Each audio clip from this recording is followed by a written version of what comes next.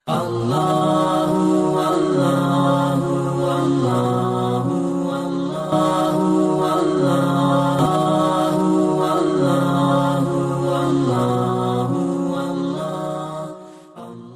بیان فرمایا وَإِن تَعُدُّوا نِعْمَةَ اللَّهِ لَا تُحْصُوهَا، تم اللہ تعالیٰ کی نعمتوں کو گننا چاہو تو گن نہ سکو گے۔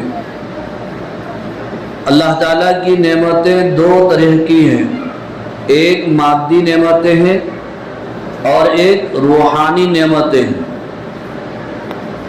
مادی نعمتیں سونا، چاندی، ہیرے جواہرات، جائیداد، دولت، یہ مادی نعمتیں ہیں۔ روحانی نعمتیں کیا ہیں؟ روحانی نعمتوں میں ایمان ہے، قرآن مجید ہے، نیک اعمال ہے، رمضان المبارک کا مہینہ ہے، اور اسی طرح شب قدر ہے۔ ابھی ہم نے اللہ کے فضل و کرم سے، اللہ تعالیٰ کی توفیق سے اور اللہ تعالیٰ کی مشیت سے نماز تراویح میں اللہ تعالیٰ کا کلام یہاں پر مکمل طور پر ہم نے سنا ہے۔ یہ اللہ کا فضل و کرم اور احسان ہے۔ لیکن دو باتیں بڑی اہم ہیں۔ پہلی بات تو یہ ہے جو قرآن مجید سنانے والوں سے تعلق رکھتی ہے، اور دوسری بات قرآن مجید سننے والوں سے تعلق رکھتی ہے۔ سنانے والوں سے کیا ہے؟ سنانے والوں سے یہ ہے کہ وہ پہلے تو اللہ کا شکر بجا لائیں۔ اللہ تعالیٰ نے اپنا پاک کلام ہمیں نماز تراویح میں پڑھنے کی سعادت عطا فرمائی، ورنہ اچھوں کو یہ توفیق نہیں ملتی ہے۔ اور سننے والے بھی اللہ کا شکر ادا کریں کہ اللہ نے ہمیں اپنے پاک کلام کو سننے کی توفیق عطا فرمائی۔ اور دوسری بات یہ ہے کہ ہم سب اللہ کے سامنے استغفار بھی کریں۔ وہ اس بات پر کہ سنانے والے جیسے ہم کو سنانا چاہیے ہم ویسا سنا نہ سکے، سنانے کا حق ادا نہ کر سکے، اس پر کیا کرنا چاہیے؟ استغفار کرنا چاہیے، اللہ تعالیٰ سے مغفرت طلب کرنا چاہیے۔ اور سننے والے بھی اللہ سے مغفرت طلب کرنا چاہیے۔ کیوں؟ جیسا قرآن سننا تھا ویسا ہم سن نہیں سکے۔ پہلے اشرے میں تین پارے تھے، تو اس وقت پچھلی صفوں کا حال اور عالم کیا تھا وہ مجھے اچھی طرح معلوم ہے، اور آپ حضرات بھی اچھی طرح جانتے ہیں۔ کچھ لوگوں کے پیر جواب دے گئے، کرسیوں پر نماز تراویح ادا کیے، اور کچھ رکوع کے انتظار میں بیٹھے رہتے تھے۔ حافظ صاحب جیسے ہی رکوع میں گئے تو رکوع سے نماز شروع ہوتی تھی۔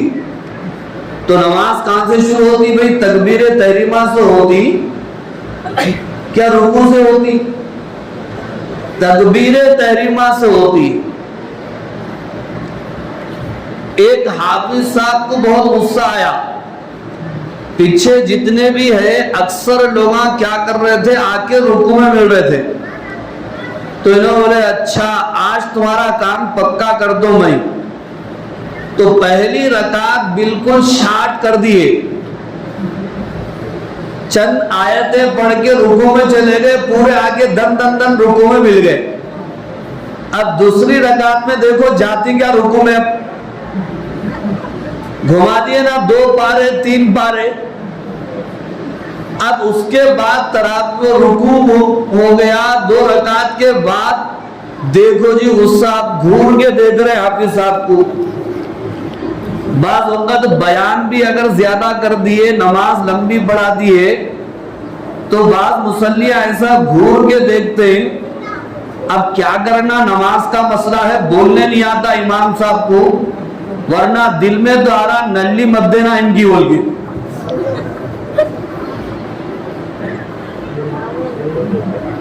تو بزرگوں اور عزیز دوستو، ہم اللہ کے سامنے مغفرت مانگے کہ اللہ آپ کا پاک کلام جیسا سننا تھا ویسا ہم سن نہیں سکے۔ اللہ کا کلام کیسا سننا بھائی؟ اللہ کا کلام جب پڑھا جا رہا ہو تو اس کے الفاظ کو غور سے سننا، معنی پر غور کرنا۔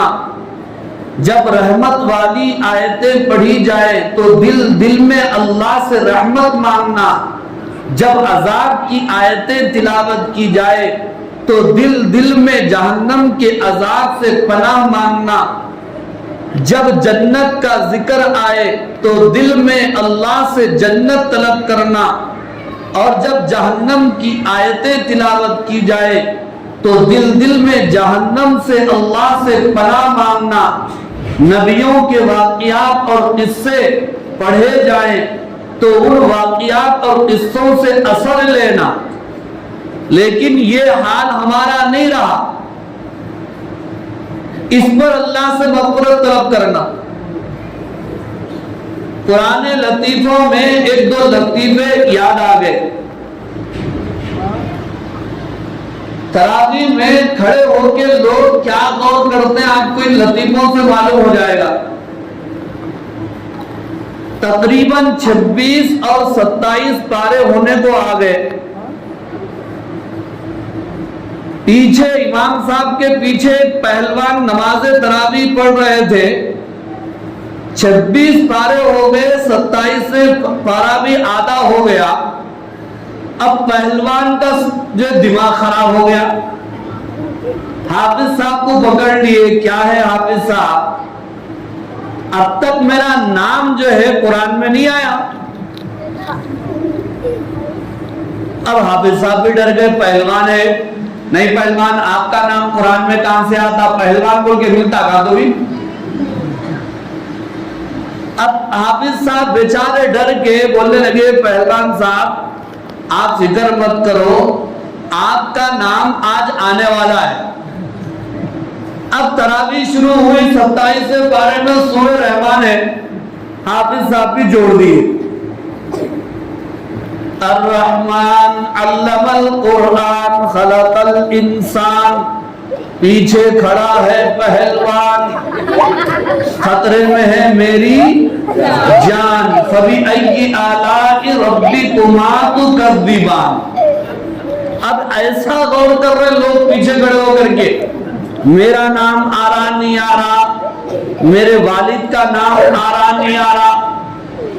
ایک گاؤں میں ایک صاحب کوئی بھی مر گئے تو پورا کریا کرم انہوں کرتے تھے، اور جو بھی ہدیہ ہے لیتے تھے، اتفاق سے ایک بڑے میاں بیمار تھے، ان کو کام آ گیا، کام کو دیکھے بڑے میاں ٹپک گئے، کوئی دوسرا آیا تو پورا ہدیہ ان لے لیتا، اور اگر بڑے میاں کو دیکھ لیتے بیٹھے تو کام خراب ہو جاتا۔ بہت سوچنے کے بعد انہوں اپنے کام کو نکل گئے، اللہ کی مرضی، جو صاحب بیمار تھے مر گئے، دوسرے مول صاحب کو پکڑے، انہوں نماز پڑھا دیے، بات پوری ہو گئی۔ 2-4 دن کے بعد انہوں آئے، اب آ کے دیکھو کون پڑھے کدھر پڑھے، نماز پوچھ رہے، نہیں فلاں صاحب پڑھے، مسئلہ پورا حل ہو گیا۔ تو لوگوں سے پوچھ رہے جو صاحب نماز پڑھے تھے، نماز میں یہ جو آدمی مر گیا تھا اس کا نام، اس کی ماں کا نام، باپ کا نام آیا تھا کیا؟ لوگوں بولے باپ کا نام، اس کا نام، کس کا نام بھی نہیں تھا۔ سر کو ہاتھ لگا کے پھر تو وہ جنازے کی نماز ہوئی کہ نہیں، تو پھر کیا کرنا صاحب؟ نہیں دوبارہ پڑھنا پڑتا، کہاں پڑھنا؟ چلو قبرستان، قبر کے اوپر پڑھیں گے۔ اب پورے لوگوں کو لے کے نکل گئے، قبر کے اوپر ٹھہر کے انہوں جنازے کی نماز پڑھا رہے، اور دیکھو مرنے والے کا بھی نام لے رہے، باپ کا نام، ماں کا نام بھی لے رہے. قرات کیسا کر رہے ہیں کھڑے ہو کے معلوم ہے؟ اس کا نام فتو، باپ کا نام فاطمہ، ماں کا نام فاطمہ، باپ کا نام رمضان. فبأي آلاء ربكما تكذبان. پیچھے صاحب کھڑے تھے، ان کو سمجھ میں نہیں آیا، انہیں بولنے لگے یہ جنازہ نہ بیچ حدیث کے نہ بیچ قرآن. فبأي آلاء ربكما تكذبان. تو آگے سے کیا بول رہے معلوم؟ آدھا تیرا آدھا میرا، ذرا بند کر زبان. فبأي آلاء ربكما تكذبان. تراویح پڑھ رہے بھی تو اللہ کے بارے میں غور کرنے کے بجائے اپنے اپنے ناموں پر غور کرتے چلے. تو قرآن مجید کا حق جب بھی یہ ہے کہ قرآن کی جب بھی تلاوت کی جائے تو توجہ سے ہم بات کو سنیں اور تلاوت کو غور سے سنیں.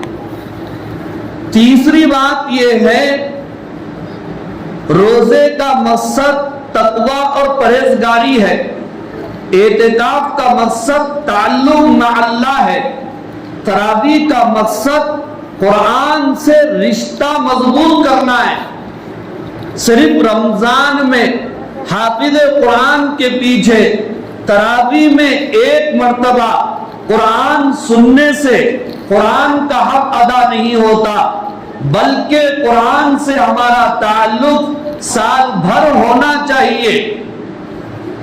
رمضان کے گزرنے کے بعد بھی ہم قرآن مجید کی تلاوت کرتے رہا کریں. جو قرآن پڑھنا جانتے ہوں وہ کم سے کم روز آنا ایک پارہ دیکھ کر پڑھیں. یہ نہ ہو سکے تو آدھا پارہ، یہ بھی نہ ہو سکے تو آخری درجے میں پاؤ پارے کو موت نہیں ہے. یہ قرآن کا حق ہے، آپ کو قرآن کی تلاوت کرنا ہے. اگر ہم کھانا نہ کھائیں، بیمار پڑ جائیں، جان چلی جائے گی، قرآن کی تلاوت اگر ہم نہ کریں تو ہماری روح مر جائے.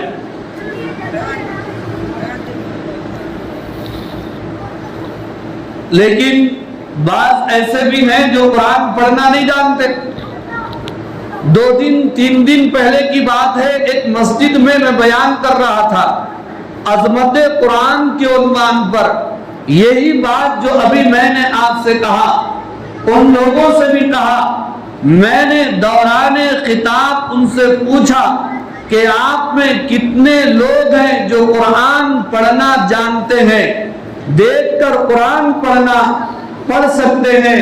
ہاتھ اٹھاؤ. بزرگوں اور عزیز نوجوان دوستوں، افسوس کی بات تھی کہ اس میں صرف 2 4 7 8 بچوں نے ہاتھ اٹھایا اور تقریباً بچے ہاتھ نہ اٹھا سکے، جس کا مطلب یہ ہے کہ وہ قرآن بھی دیکھ کر پڑھ نہیں سکتے.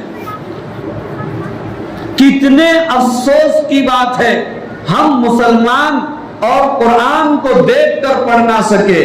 میں یہ بات آپ سے اس سے پہلے کئی مرتبہ عرض کر چکا ہوں کہ ایک مسلمان کی شان، ایک مسلمان کی خوش نصیبی یہ ہے کہ وہ اپنی موت سے پہلے، قبر میں جانے سے پہلے 2 کام کر لے. ایک تو وہ خانہ کعبہ کو اپنی نظروں سے دیکھ لے، اور دوسرے یہ کہ اپنی نظروں سے اللہ کے کلام کو دیکھ کر پڑھنے والے بن جائے.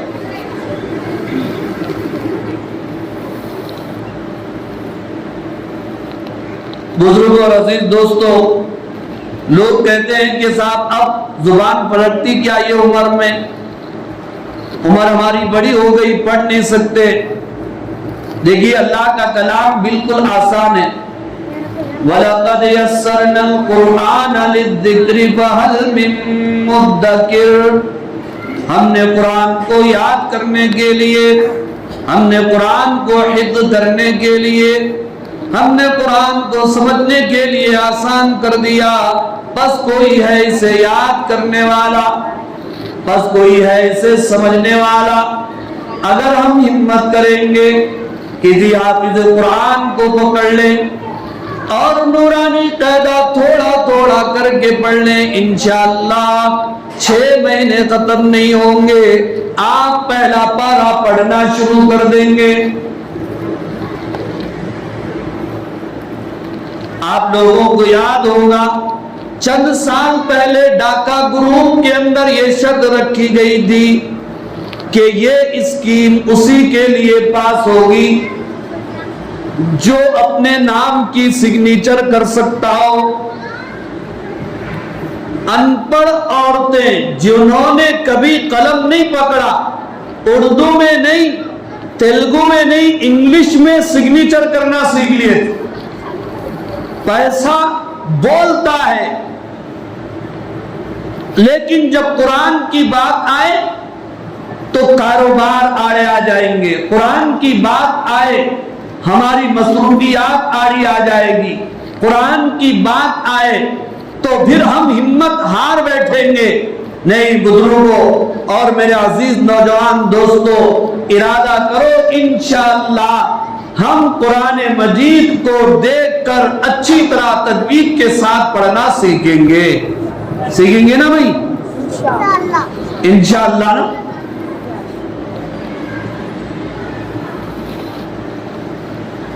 एक बात आप हजरात की खिदमत में रखने की ये थी।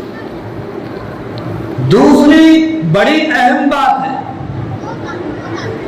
वो ये है कि जब हम इल्म हासिल करना चाहते हैं, कुरान पढ़ना चाहते हैं, तो जाहिर बात है कोई उस्ताद होना जरूरी है।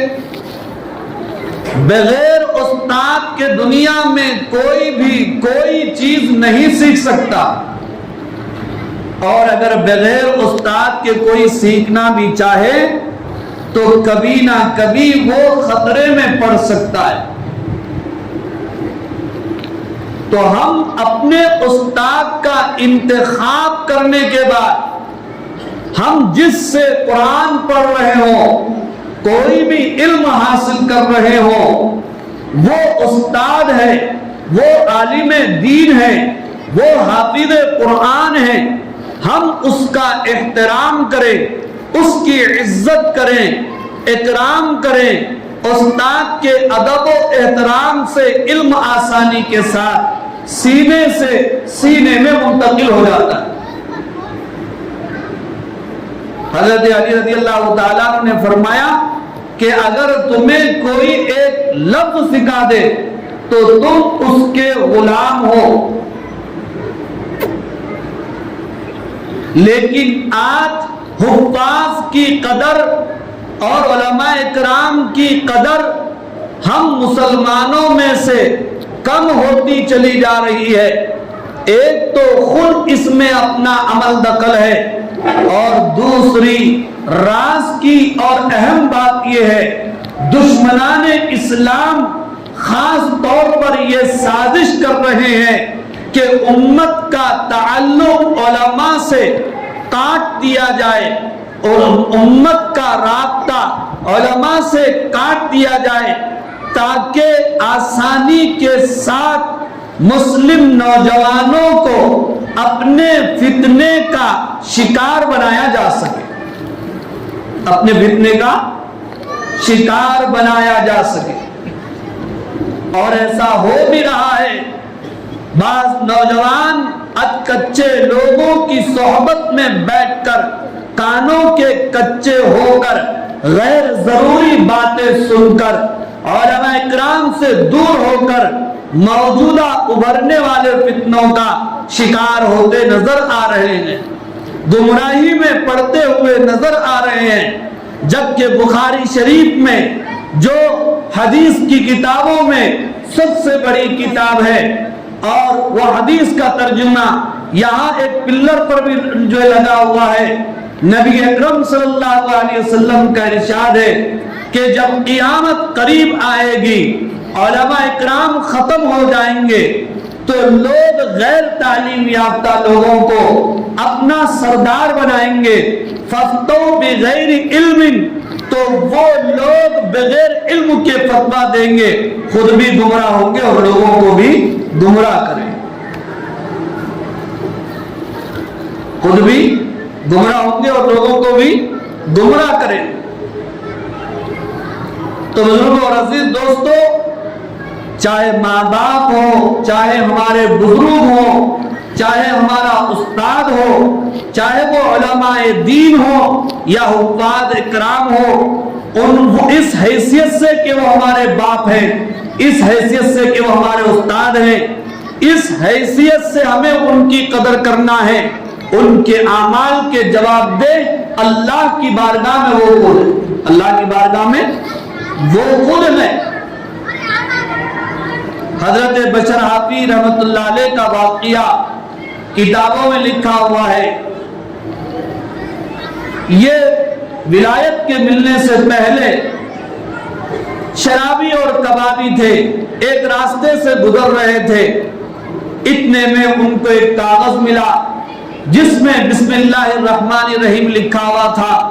انہوں نے دیکھا کہ یہ وہ کاغذ ہے جس پر میرے اللہ کا نام ہے، اسے اٹھایا اور جھٹکا، اسے دھویا اور ان کے جیب میں جتنی اشرفیاں تھیں ان اشرفیوں سے اس زمانے کا قیمتی عطر خریدا اور اللہ کے نام پر لگایا اور ملا، اٹھا کر کے اونچا رکھ دیا۔ تو رات میں خواب دیکھتے ہیں، اے بشر حافی، تو نے میرے نام کو بلند کر دیا تو میں بھی دنیا میں تیرے نام کو بلند کر دیا۔ بزرگان دین اور علماء اکرام نے لکھا ہے کہ حضرت بشر حافی رحمت اللہ علیہ نے جب ایک بسم اللہ الرحمن الرحیم آیت کو اتنا صاف کیا اور وہ آیت کی عزت کی تو اللہ نے ان کو ولایت دی۔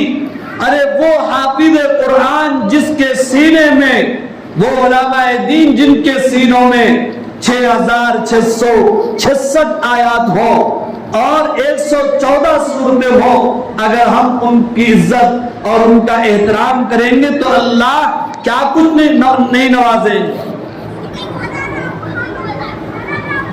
تو قرآن کے ساتھ ساتھ ہمیں اہل قرآن یعنی علماء دین کا احترام اور ان کی قدر بھی ہمارے دلوں کے اندر ہونا چاہیے۔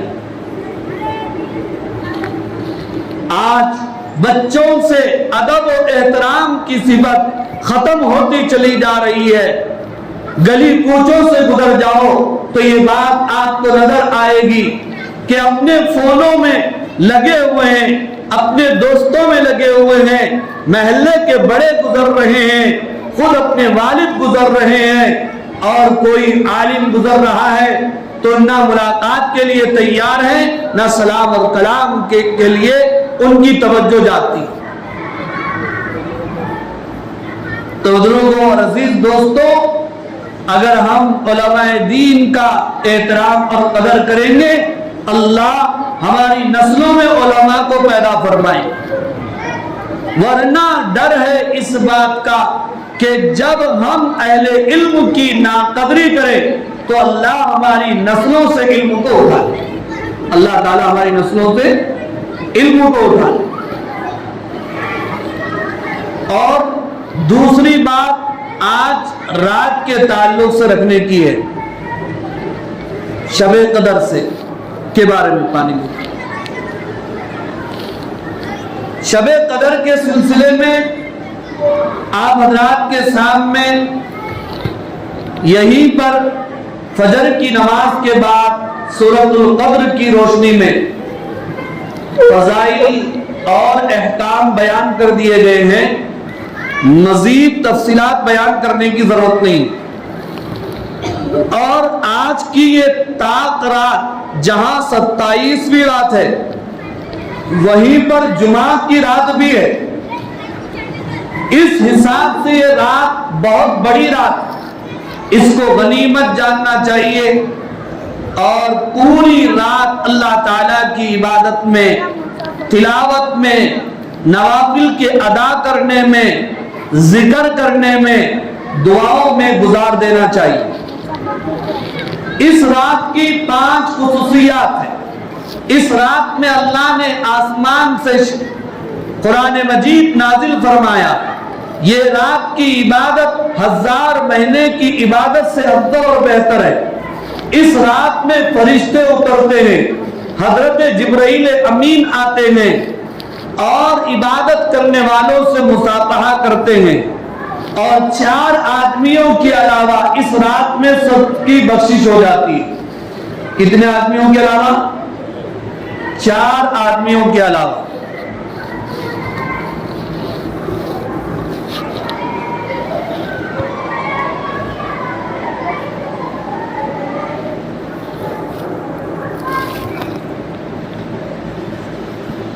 آپ حضرات کے کئی اسٹیٹس پہ میں دیکھتے رہتا ہوں، مولانا طارق جمیل صاحب کے بیانات آپ لوگ رکھتے رہتے ہیں۔ مولانا کے ذریعے آپ لوگ سن چکے ہوں گے کہ 4 آدمیوں کی اس رات میں بخشش نہیں ہوتی، لیکن وہ 4 بھی اگر توبہ کر لیں تو اللہ ان کو بھی معاف فرما دے گا۔ 4 میں سب سے پہلا کون ہے؟ شرابی، نشے کا جو عادی ہے۔ الحمدللہ ہم میں سے شاید کوئی ایسا نہیں ہے اس کے اوپر مزید کچھ بولنے کی ضرورت نہیں ہے۔ اگر کوئی ہے اللہ ماشاءاللہ وہ توبہ کر لے، اللہ اس کی توبہ قبول کر لیں گے انشاءاللہ۔ اور دوسرا وہ جو ماں باپ کی نافرمانی کرنے والا ہے، اس کی بھی اس رات میں بخشش نہیں ہوتی۔ وہ اسی وقت بیٹھے بیٹھے توبہ کر لے اور یہاں سے دعا کے بعد جا کر اپنے ماں باپ کے سامنے معافی مانگ لے، اللہ اسے بھی معاف کر دے۔ ہاں، جن کے ماں باپ گزر چکے ہیں وہ کیا کرے؟ وہ تو سوچ رہا ہوں اچھا ہوا بھائی میرے ماں باپ تو گزر گئے، نہیں تو ابھی رات میں جانا، معافی مانگنا سب گڑبڑ تھا مسئلہ۔ جھکنا بولے تو اپنے سے نہیں ہوتا، ہوتا نہیں ہوتا، مر گئے تو بہت اچھا ہو گیا۔ اس کا بھی ایک حل ہے۔ اس کا حل یہ ہے کہ جن کے ماں باپ گزر چکے ہیں وہ اپنے ماں باپ کے لیے مغفرت کی دعا کرے، وہ اپنے ماں باپ کے نام پر صدقہ و خیرات کرے، وہ اپنے ماں باپ کے نام پر قرآن مجید کی تلاوت کرے، وہ اپنے ماں باپ کے نام پر غریبوں کو کپڑے پہنائیں، وہ اپنے ماں باپ کے لیے ایصال ثواب کے کام کریں، وہ اپنے ماں باپ کے رشتہ داروں اور دوستوں کے ساتھ اچھا سلوک اور ان کی خدمت کرے۔ تو علماء اکرام نے بیان فرمایا کہ اس آدمی کی بھی انشاءاللہ مغفرت ہو جائے۔ تیسرا وہ آدمی جس کی اس رات میں بخشش نہیں ہوتی، وہ قطع رحمی کرنے والا ہے، رشتہ داری کاٹنے والا، بات چیت بند کرنے والا، تعلقات ختم کرنے والا۔ یہ بیماری بھی آج ہمارے درمیان بہت زیادہ ہو گئی ہے۔ نمازیں پڑھتے ہیں، روزے رکھتے ہیں، تلاوت کرتے ہیں، زکوٰۃ دیتے ہیں، ذکر کرتے ہیں، تسبیح پہ تسبیح گھماتے ہیں، لیکن تعلقات صحیح نہیں ہے۔ بلا وجہ بات بند، کیوں؟ دل میں حسد ہے، دل میں جو ہے نفرت کی آگ ہے، بات بند۔ تو حدیث کے حوالے سے میری بات نہیں، آپ کی بات نہیں، دنیا کے کسی انجینئر اور کسی ڈاکٹر کی بات نہیں، یہ تو اس نبی کی بات ہے جس کے صدقے میں اللہ نے پوری کائنات کو اجور بخشا۔ آقا نے بیان فرمایا جو قطع رحمی کرتا ہے، آپس میں بات چیت بند کرتا ہے، اللہ اس کی عبادت کو بھی قبول نہیں کرنا۔ اس لیے آپس میں صلح کر لو، اور جو آگے چل کر آگے قدم بڑھا کر سب سے پہلے مصافحہ کرتا ہے، اللہ اس کی پہلی مغفرت فرماتے ہیں اور اس کو پہلے جنت میں داخلہ عطا فرماتے ہیں۔ اور صلہ رحمی رشتہ داروں سے ملاقات کرنا، رشتہ داروں کی خدمت کرنا، رشتہ داروں سے تعلقات برقرار رکھنا۔ بزرگوں اور عزیز نوجوان دوستوں، صرف شب قدر میں مسجد کے امام کو پکڑ کے یہ کہنے سے کہ آپ دعا اچھی کرتے ہیں، میرا بھی نام لے لو، میری بھی عمر بڑھ جائے، مجھے بھی صحت مل جائے، میری بھی دکان چل جائے، صرف ایسی دعا کرانے سے نہیں ہوتا۔ نبی اکرم نے فارمولہ بیان فرمایا، نسخہ بیان فرمایا، تم اپنی روزی میں برکت چاہتے ہو اور تم اپنی عمر بڑھانا چاہتے ہو تو اپنے رشتہ داروں کے ساتھ اچھا سلوک کرو، روزی بھی بڑھے گی اور عمر بھی لمبی ہوگی۔ ملک الموت کے سامنے ہاتھ جوڑنے سے وہ چھوڑنے والا نہیں ہے، لیکن اگر ہم نے رشتہ داروں کے ساتھ اچھا سلوک کیا، پڑوسیوں کے ساتھ ہم نے اچھا برتاؤ کیا، دوستوں کے ساتھ ہم نے اچھا برتاؤ کیا، مسجد میں آنے والے روزانہ مصلیوں کے ساتھ ہم نے اچھا برتاؤ کیا، ان کی خیر خیریت پوچھی، ان کی دلجوئی کی، ان کے ساتھ خندہ پیشانی اور اچھے اخلاق سے پیش آئے، اللہ اس کی برکت سے عمر میں اضافہ کریں گے۔ کیا کریں گے؟ اللہ عمر میں اضافہ کریں گے، روزی میں بھی اضافہ کریں گے۔ اور چوتھا آدمی جس کی اس رات میں مغفرت نہیں ہوتی وہ آدمی ہے جو اپنے دل میں دوسروں کے بارے میں کینہ پالنے والا ہو، نفرت پالنے والا ہو، حسد کی بیماری، نفرت کی بیماری، کینے کی بیماری، یہ بھی ہمارے درمیان عام ہوتی چلی جا رہی، اور لوگوں کا کہنا ہے یہ بیماری مسلمانوں میں زیادہ ہے، دوسری قوموں میں یہ بیماری نہیں۔ کوئی آگے ترقی کرے ہمیں دیکھا نہیں جاتا، کب اس کی ٹانگ پکڑ کے کھینچنا۔ وہ کشتی کا واقعہ آپ لوگوں کو معلوم ہوگا، ایک کشتی میں مختلف بیارل میں کھیکڑے سپلائی ہو رہے تھے اور مختلف ملکوں کے کھیکڑے تھے، اس میں ایک بیارل ہندوستان کے کھیکڑوں کا بھی تھا، دوسرے ملکوں کے جتنے بیارل تھے وہ پورے کے پورے بند تھے، لیکن ہندوستان کے بیارل کا ڈھکن کھلا ہوا تھا۔ ایک آدمی دیکھا، بڑا تعجب میں پڑ گیا، وہاں کے ذمہ داروں سے پوچھنے لگا، سارے بیارل تو بند ہیں لیکن یہ بیارل اس کا ڈھکن کیوں بند نہیں ہے؟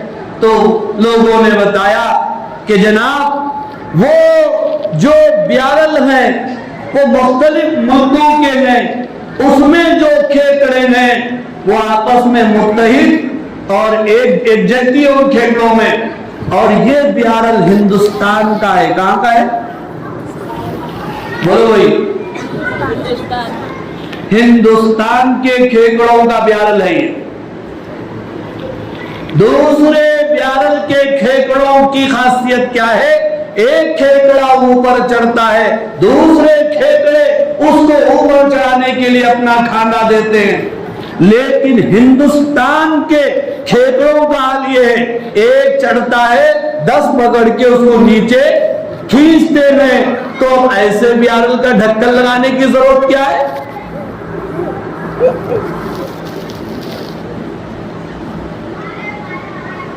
اتحاد اور اتفاق کی ضرورت ہے۔ اللہ رب العالمین نے بیان فرمایا جس کا مفہوم یہ ہے کہ تم آپس میں اختلاف مت کرو، آپس میں گروہ بندیاں مت کرو، آپس میں ٹولیاں مت بناؤ ورنہ تمہاری ہوا اکھڑ جائے گی، تم پھسل جاؤ گے، تم بزدل بن جاؤ۔ یہ ہاتھ ہے، اس کی 5 انگلیاں ہیں، ایک ایک انگلی سے اگر ہم کچھ کام کرنا چاہیں تو کچھ بھی دم نہیں ہے اس میں، لیکن جب یہ 5 انگلیاں اس کو آپ یکجا کر دو، ایسی زبردست یہ مٹھی اور مضبوط طاقت بن جائے گی جس کے سامنے اس کا دشمن کھڑا نہیں ہو سکے۔ اور یہ کب ہوگا؟ جب ہم اپنے دلوں کے میل کو صاف کریں گے، جب ہم اپنے دلوں کے کچرے کو جھاڑیں گے اور اپنے دلوں میں الفتیں، محبتیں اور پیار پیدا کریں گے تو یہ کام ہوگا۔ عید اتحاد کا نام ہے، عید پیار کا نام ہے، عید محبت کا نام ہے، عید ملنے ملانے کا نام ہے۔ عید صرف شرخرمے اور اچھے کپڑے پہننے کا نام نہیں ہے۔ اگر ہمارے جسم پر قیمتی کپڑے ہوں، قیمتی خوشبو ہو، ہم فراٹے بھرتی ہوئی گاڑیاں رکھتے ہوں، عالیشان پرشکوں عمارتیں رکھتے ہوں اور ہمارے گھروں کے اندر بہت کچھ ہو لیکن دلوں میں میل ہو، وہ عید نہیں۔ اگر ہمارے جسم پر پیوند زدہ کپڑے ہوں، کچی دیواروں کے مکانات ہوں اور ہمارے پاس پیسے نہ ہو، غربت ہو لیکن دلوں میں پیار ہو، آپس میں محبت اور خلوص ہو، یہ عید اصل عید ہے، یہ اصل عید ہے۔ تو یہ 4 لوگوں کی اس رات میں مغفرت نہیں ہوتی تو پھر اس کا حل کیا ہے؟ اس کا حل ہے توبہ کرنا۔ کیا کرنا؟ بولو بھائی، آپ لوگ بولو، میں بولوں بھائی، کیا ہے اس کا حل؟ توبہ کرنا۔ اور آپ دیکھیے اس رات سے اگر فائدہ اٹھانا ہے، جتنی بھی طاقتیں ہیں اور جتنے بھی قیمتی گھڑیاں ہیں ان سے اگر فائدہ اٹھانا ہے تو بزرگان دین نے یہ بیان فرمایا کہ سب سے پہلے توبہ کرو۔ کیا کرو؟ پہلے توبہ کرو۔ ٹھوکر لگی، ڈاکٹر کے پاس گئے، ڈاکٹر پہلے کیا کرتا؟ اینڈرل لگا کے روئی سے پہلے صاف کرتا، ڈائریکٹ دوا نہیں ڈالتا۔ بغیر صاف کیے اگر دوا ڈالی جائے تو دوا لگنا کوئی ضروری نہیں ہے۔ یہ توبہ کی اینڈرنگ کا استعمال ضروری ہے گناہوں کے پھوڑوں کے لیے۔ اگر ہم پہلے توبہ کریں گے، بعد میں دعا کریں گے، دعا انشاءاللہ فوراً قبول ہو جائے۔ اور توبہ بھی کیسی؟ وہ 2 ہاتھ لے کے کلوں پر مارنے والی توبہ نہیں، دل سے۔ اللہ نے قرآن مجید میں فرمایا یا ایھا الذین آمنوا توبوا الی اللہ توبۃ نصوحا، اے ایمان والو پکی اور سچی توبہ کرو۔ ہمارے نبی صلی اللہ علیہ وسلم کی خدمت میں ایک عورت آئی، کہنے لگی اللہ کے رسول مجھ سے ایک بہت بڑا گناہ ہو چکا ہے، آپ مجھ پر سزا جاری فرما دیجئے۔ حضور نے فرمایا کہ کل آنا۔ وہ عورت پھر صبح میں آ کر کہنے لگی اللہ کے رسول مجھ پر آپ سزا جاری فرما دیجئے۔ تو حضور نے ٹالنا شروع کیا تو وہ عورت کہنے لگی اے اللہ کے رسول صلی اللہ علیہ وسلم، جس طرح آپ نے ماعز اسلمی کو ٹالنے کی کوشش کی تھی آپ اسی طرح مجھے بھی ٹالنا چاہتے ہیں، لیکن مجھ سے اتنا بڑا گناہ ہو چکا ہے کہ میں اب حاملہ ہوں۔ تو حضور نے فرمایا تب تو تمہارے اوپر سزا جاری نہیں کر سکتے، جب تمہاری ڈلیوری ہو جائے اس وقت تم آنا۔ اللہ کا ڈر دیکھیے، خوف دیکھیے، عورت چلی گئی۔ جیسے ہی ڈلیوری ہوئی، ولادت ہوئی، بچے کو گود میں لیا، حضور اکرم صلی اللہ علیہ وسلم کے پاس آئی، کہنے لگی اللہ کے رسول مجھ پر سزا جاری کر دیجئے، میری ولادت ہو گئی، ڈلیوری ہو گئی اور یہ چھوٹا بچہ ہے۔ حضور نے فرمایا ابھی بھی تم پر سزا جاری نہیں کر سکتے، کیونکہ یہ چھوٹا بچہ، اس کی پرورش کرنا تمہاری ذمہ داری، تم اس بچے کو لے جاؤ، اس کی پرورش کرو، جب یہ بچہ چلنے پھرنے کے قابل ہو جائے، روٹی کھانے کے قابل ہو جائے، تم واپس آنا۔ بزرگوں اور عزیز دوستو، کیا ڈر تھا، کیا خوف تھا، اللہ کے نبی بار بار واپس کر رہے ہیں، یہاں تک کہ جب وہ بچہ بڑا ہو گیا، وہ عورت اس بچے کو اس حال میں حضور کے پاس لے کر آئی کہ اس بچے کے ہاتھ میں روٹی کا ٹکڑا تھا، کہنے لگی اللہ کے رسول یہ بچہ بڑا ہو گیا اور خود چل پھر سکتا ہے، روٹی کھا رہا ہے، آپ مجھ پر سزا جاری کر دیجئے۔ تب اللہ کے نبی نے حکم دیا اس عورت کے لیے گڑھا کھودا جائے، اس گڑھے کے اندر اس عورت کو اتارا گیا۔ زنا کرنے والے کی سزا اگر وہ شادی شدہ ہے تو رجم ہے، سنسار ہے، اس طرح پتھروں سے مار کر اس عورت کو ہلاک کر دیا گیا۔ جب وہ عورت ختم ہو گئی، دم توڑ دی، اللہ کے نبی نے اس عورت کی نماز جنازہ آپ نے پڑھایا۔ حضرت عمر آگے بڑھ کے کہنے لگے اے اللہ کے رسول یہ عورت تو گنہگار تھی، آپ نے خود سزا جاری فرمایا، پھر بھی آپ نے نماز جنازہ کیوں پڑھا؟ تو حضور نے فرمایا اے عمر اس عورت نے ایسی توبہ کی ہے کہ اگر اس کی توبہ 70 آدمیوں پر تقسیم کر دی جائے، 70 گنہگاروں پر تقسیم کر دی جائے تو اس کی برکت سے سب کی مغفرت ہو جائے۔ یہ ہے توبہ۔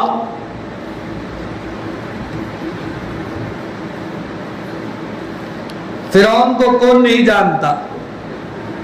فرعون تھا، متکبر تھا، ظالم تھا۔ حضرت موسیٰ علیہ السلام نے ایمان کی دعوت دی، فرعون نے تو قبول نہیں کیا۔ فرعون کی بیوی حضرت آسیہ نے سنا، بات سمجھ میں آ گئی، انہوں نے کلمہ پڑھ لیا، فرعون کو اطلاع پہنچی۔ فرعون نے پہلے تو آسیہ کو سمجھایا، لیکن ایمان کا نشہ وہ ہوتا ہے جب چڑھتا ہے تو اترتا نہیں ہے۔ حضرت آسیہ نے کہا میں نے کلمہ پڑھا، میں اب ایمان سے پھر نہیں سکتی۔ فرعون نے دیکھا کہ آسیہ ایمان سے پھرنے والی نہیں ہے تو اس نے خطرناک سزا تجویز کی، اپنے کارندوں کو حکم دیا، جلادوں کو حکم دیا آسیہ کو سب کے سامنے لٹا دیا جائے اور آسیہ کے کپڑے اتار لیے جائیں اور آسیہ کے ہاتھوں میں اور پیروں میں کیل ٹھوک دیے جائیں۔ بزرگوں اور عزیز دوستو، توبہ ایسی ہوتی ہے۔ فرعون کے گھر میں رہنے والی حضرت آسیہ، ان کے لیے کیا کم تھا؟ دولت تھی، جائیداد تھی، ہیرے تھے، جواہرات تھے، سونا تھا، چاندی تھی، نوکر تھے، خدمت کرنے والے تھے، عالیشان بنگلے تھے، نرم گدے تھے، قسم قسم کے کھانے تھے، عزت تھی، وقت کی ملکہ تھی، وقت کی رانی تھی، فرعون بادشاہ کی بیوی تھی، لیکن آسیہ نے توبہ ایسی کی تھی کہ فرعون کی کسی دھمکی نے آسیہ کو ایمان سے ٹس سے مس نہیں کیا، اپنی جان کو اللہ کے حوالے کیا، جام شہادت کو نوش کیا، لیکن ایمان کو فرعون کے حوالے نہیں کیا. توبہ ایسی ہوتی ہے.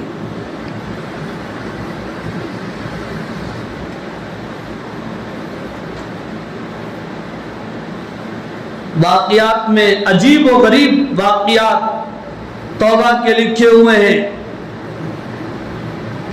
حضرت حسن بصری رحمت اللہ علیہ کا زمانہ ہے.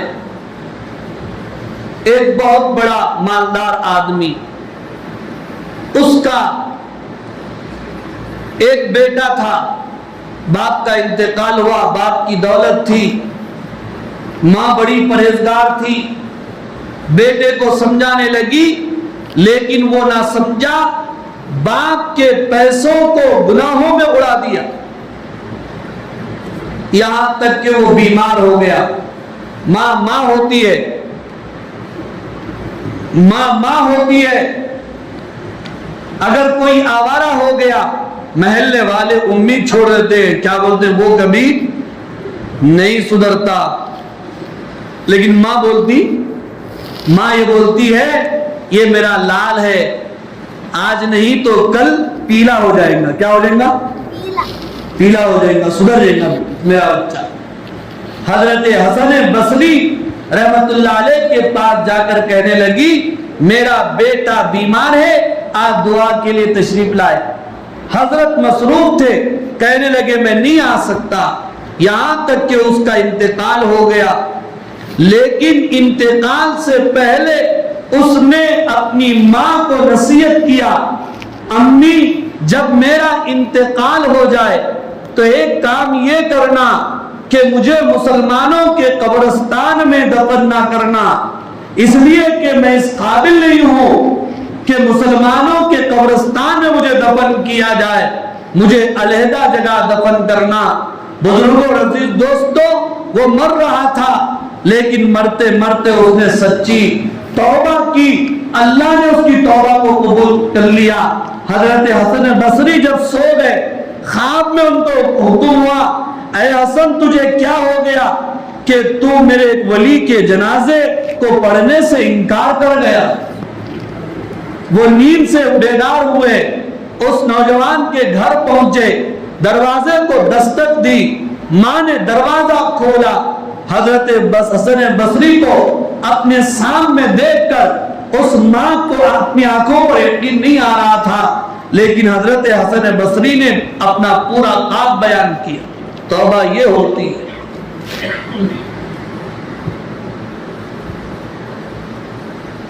حضرت مولانا اشرف علی تھانوی نظر اللہ مرقدہ نے ایک واقعہ لکھا ہے. ایک کافر جو بت پرستی کرتا تھا, سال 2 سال نہیں 90 سال سے بت کو سامنے رکھ کر یا سنم یا سنم یا سنم پکارتا تھا. سنم کے معنی کیا ہے؟ سنم کے معنی بت کے آتے ہیں. بولو کیا ہے سنم کے معنی؟ بت. یا سنم یا سنم یا سنم یا سنم یا سنم یا سنم. 90 سال پکارتا رہا, لیکن کبھی کبھی کیا ہو جاتا, چیل اڑی بھینس اڑی میں, چیل اڑی بھینس اڑی میں, انگلی کس میں اڑ جاتی؟ بھینس اڑی پہ اڑ جاتی, پکڑے جاتے, مارا بھی کھاتے نہیں کھاتے. اب وہ دن رات شب و روز یا سنم یا سنم یا سنم کی رٹ لگاتا تھا. اتفاق سے ایک مرتبہ یا سنم کی جگہ سمد نکل گیا. کیا نکل گیا؟ ارے بولو, یا سمد نکل گیا. سمد کس کا نام ہے؟ اللہ کا نام ہے. آسمان سے آواز آئی لبیک یا عبدی, حاضر ہوں بول اے میرے بندے. جب اس نے آسمان کی آواز سنی تو اس کے سامنے جو بت پڑے تھے غصے سے اٹھا, اپنے لوگوں سے کہنے لگا 90 سال سے ان کو پکار رہا ہوں، کبھی انہوں نے جواب نہیں دیا۔ میں نے مسلمانوں کے خدا کو ایک مرتبہ غلطی سے پکارا تو مسلمانوں کے خدا نے فوراً جواب دیا، لبیک یا عبدی، اے میرے بندے بول، میں حاضر ہوں، تجھے کیا چاہیے؟ اب میں اسلام قبول کر رہا ہوں، کلمہ پڑھ رہا ہوں۔ بزرگوں اور میرے عزیز نوجوان دوستو، حضرت مولانا اشرف علی تھانوی نور اللہ مرقدہ نے لکھا کہ وہ ایک کافر تھا، وہ ایک مشرک تھا جو 90 سال سے یا صنم کی رٹ لگا رہا تھا، اپنے جھوٹے خداؤں کو پکار رہا تھا۔ ہم تو الحمدللہ مسلمان ہیں،